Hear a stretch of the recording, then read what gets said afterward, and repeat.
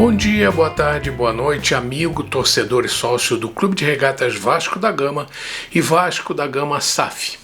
Antes de falar do assunto principal, quero deixar claro que nosso comentarista, o Ananias, voltará brevemente a fazer suas análises. Dei um descanso para ele após o triunfo de 2-1 contra o Vitória, a derrota para o Flamengo por 6-1 e o jogo contra o Palmeiras em função da confusão que tomou conta do Vasco por conta da briga entre a empresa 777 Partners e o clube associativo, com a SAF, claro, no meio de tudo isso. Como o Vasco jogará praticamente 2 vezes por semana durante a segunda quinzena do mês de junho e em julho inteiro, achei melhor que ele se concentrasse nessa maratona de jogos. Por isso, brevemente o Ananias voltará a avaliar o time do Vasco e seu desempenho. Mas como agora a coisa está pesada fora de campo, resolvi me dedicar ao assunto principal desse vídeo: a SAF do Vasco, o clube associativo e a ignorância de parte da torcida vascaína. O que é o Vasco hoje? O que é o clube associativo? O que é a Vasco SAF? Quem manda no Vasco? A empresa Vasco SAF está na mão do clube associativo e a Vasco SAF está sem administradores geral e financeiro. O CEO pediu demissão, a CFO pediu demissão. O conselho de administração, que tinha 5 membros da empresa 777 e 2 da Vasco Associativo, e que mandava na SAF, está na mão de quem agora?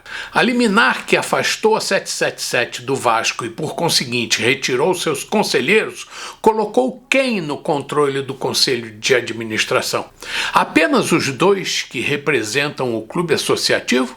E o fato da 777 Holding estar no exterior sob intervenção de uma controladora que afastou seus administradores, agirá de que forma no caso da SAF vascaína?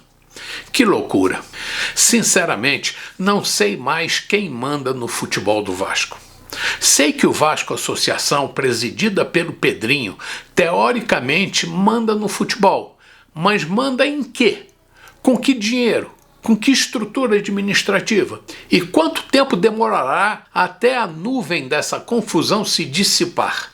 E qual será o dano causado por essa balbúrdia?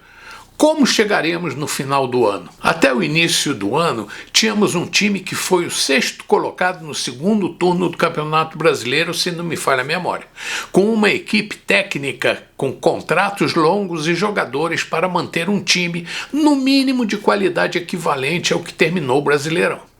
E agora não temos mais nada disso. A equipe que treinava o time foi embora, substituída por outra que foi jogada no fogo e destroçada pelo 6-1 na primeira partida contra o nosso maior rival. Um time com um moral mais baixo do que barriga de cobra e com um futuro financeiro imprevisível. Uma estrutura desarmada após uma derrota de 4-1 para o Criciúma e uma nova estrutura contratada e que foi mantida após a derrota de 6-1 para o Flamengo. Tudo, no mínimo, inexplicável. Só mesmo o Vasco, mantendo a fama de ser o clube, seja associativo ou empresa, incrivelmente surpreendente. O Vasco é a exceção que serve para confirmar a regra. A SAF foi o melhor que aconteceu no Vasco. O modelo associativo é um modelo falido e que não funciona no Vasco porque após décadas só arruinou o clube. E de forma literal, desmantelou o clube em todos os aspectos. O Vasco deixou de competir em todos os esportes. Alguns tradicionais simplesmente foram extintos e o futebol, o esporte que congrega milhões de torcedores, só não entrou nesse rol porque faria com que o Vasco fechasse as portas. Como os sanguessugas precisavam continuar a mamar nas tetas vascaínas, explorando a história e os símbolos do clube, apelavam para diversas artimanhas para manter o clube aberto, mesmo ampliando a dívida quase bilionária do clube. E nenhum deles foi responsabilizado por seus erros administrativos. Mas com a SAF isso não é mais possível. Se como clube associativo sem fins lucrativos o Vasco estava preservado de ações que provocassem seu fechamento, Como SAF, esse guarda-chuva não existe mais. Mas como responsabilizar alguém numa situação como a atual? Ou será que o futebol do Vasco pode fechar, falir de vez? Relembrando a criação da SAF, pensada antes de 2022, numa época em que o Vasco já caía literalmente pelas tabelas, eu, como sócio estatutário do clube, acompanhei da forma possível o processo. Sei que na época uma solução teria de ser tomada sob pena do clube não poder nem viajar para cumprir seus compromissos de tabela. Havia necessidade de se escolher entre deixar o barco naufragar ou tomar uma decisão drástica, e tomou-se a decisão de apelar para a SAF. Se isso se chama precipitação, então foi isso que houve.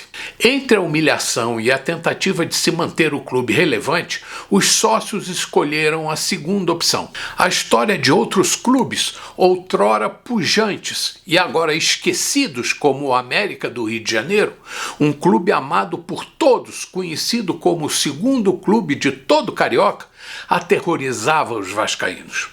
Com a criação e homologação da lei da SAF, várias etapas precisaram ser superadas, desde as discussões internas com seus órgãos estatutários até a discussão entre os sócios, através das assembleias gerais, primeiro para aprovar o sistema e depois para aprovar a empresa que administraria o futebol vascaíno. Tudo realizado sob a supervisão de grupos internos criados para estudar o assunto e empresas externas especializadas nesse tipo de avaliação. Inclusive, uma investigação supervisionada por uma conceituada empresa de auditoria. Por isso é mentirosa a informação de que tudo foi feito por baixo dos panos. Usam o fato de que existem cláusulas de confidencialidade no contrato com a 777 para manchar o processo de forma integral. Lembremos-nos que, pelo que sei de suas expertises, as empresas externas de alto calibre jamais aprovariam algo que fosse prejudicial ao clube, a não ser que tenham escondido isso, o que seria então corrupção. E como fariam os atuais administradores se quiserem vender o Vasco para um novo investidor para evitar essas cláusulas de confidencialidade? Se o Vasco firmasse um contrato com a Coca-Cola, ou com a Nestlé, ou com a Apple, ou fosse dono dessas ou de quaisquer outras empresas, que sonho, né? Ele divulgaria suas fórmulas mágicas ou seus planos futuros? Sei que a 777 não é nenhuma dessas empresas, mas também não é nenhuma carrocinha de pipoca ou camelô, com respeito aos pipoqueiros e os ambulantes. Quanto à escolha da empresa para administrar o futebol do Vasco, não posso garantir ter sido a melhor, como não posso afirmar ter sido a pior. Espero sim que haja uma explicação para a preferência pela 777. Mas antes de se culpar o sócio que homologou a escolha através de Assembleia Geral, conforme definia o Estatuto, os estudos, os órgãos colegiados e as empresas que acompanharam o processo de seleção devem ser questionados em primeiro, antes de se acusar alguém, achar um bode expiatório ou se destruir reputações sem um julgamento justo. Até porque quem garante que haja outra forma do Vasco ganhar dinheiro a não ser usando a lei que aprovou a SAF? Qualquer que seja o dono da caneta hoje, se é que há, como garantir que o futuro sócio do futebol do Vasco seja honesto e fará os aportes financeiros combinados? Ou pimenta nos olhos dos outros é refresco? Mas uma coisa que tenho certeza, e isso é só minha opinião, é que os grupos que viviam e, ao que parece, ainda vivem do Vasco, jamais aceitariam e se acomodariam após a aprovação do sistema da Sociedade Anônima do Futebol, que os afastariam da política tradicional e viciada do Vasco. Nos anos 90 do século passado, Calçada fez acordo com Eurico, concedendo-lhe o futebol em troca da governabilidade, abrindo-lhe as portas para a sua ascensão à presidência. Dinamite, em seu segundo e desastroso mandato, teve que se associar a pessoas que o deixaram na mão. Eurico volta em seguida, mas não consegue mais mandar de forma ditatorial como fazia antes. Campelo ganha, mas é atacado diariamente e não consegue unidade, assim como Salgado. Nenhum dirigente eleito de forma lícita ou fraudulenta conseguiu unificar o clube.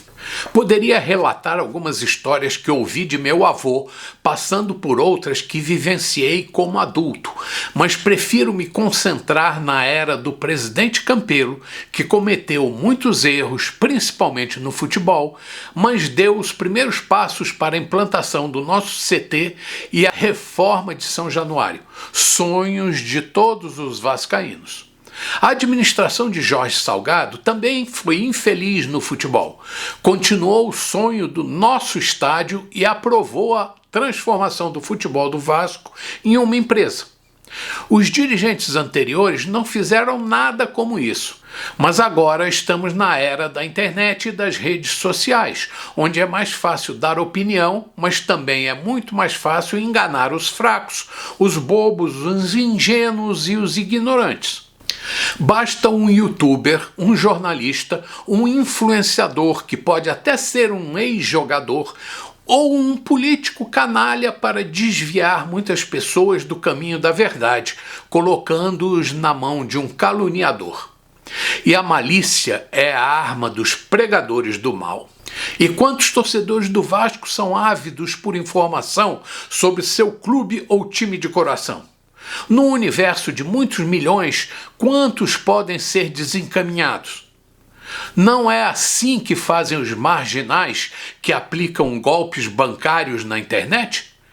Não é preciso atingir a totalidade do público, basta alcançar uma parte para conseguir enganar e roubar os mais desprevenidos.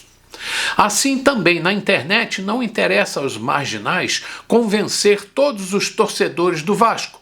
Basta seduzir um bom número de ingênuos para atingir o seu objetivo, que é a instauração da discórdia, do medo e da insegurança.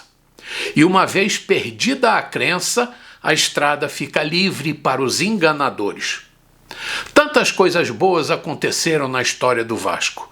Muitas coisas que nos orgulham e algumas coisas que nos envergonham.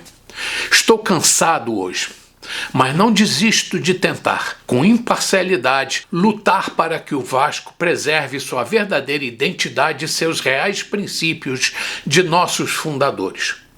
Não o dos enganadores de hoje, não, esse não. Volto brevemente para defender o Vasco.